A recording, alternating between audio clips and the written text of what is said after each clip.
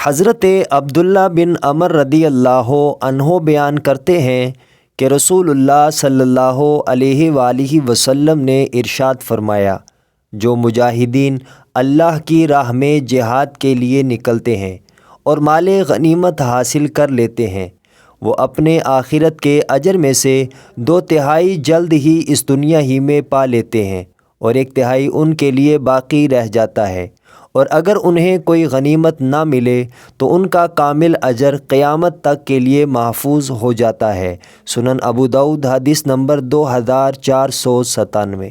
حضرت ابو ہریرہ رضی اللہ عنہ بیان کرتے ہیں کہ نبی پاک صلی اللہ علیہ وآلہ وسلم نے فرمایا، جو شخص اس حال میں مرا کہ اس نے جہاد نہیں کیا اور اپنے دل میں بھی جہاد کی نیت نہیں کی تو وہ نفاق کی ایک شاخ پر مرا۔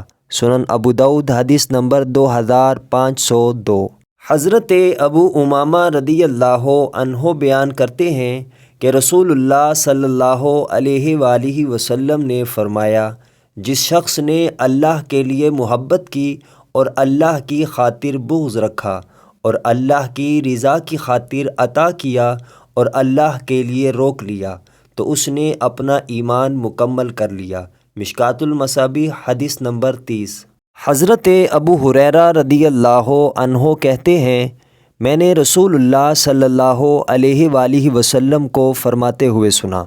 آپ صلی اللہ علیہ وآلہ وسلم فرماتے تھے، انسان میں 2 وصف بہت برے ہوتے ہیں، ایک یہ کہ حریص اور بخیل ہونے کے ساتھ ساتھ دل کا کچا ہو، اور دوسرا یہ کہ اتنا بزدل ہو کہ گویا دل ہی نکل جائے گا۔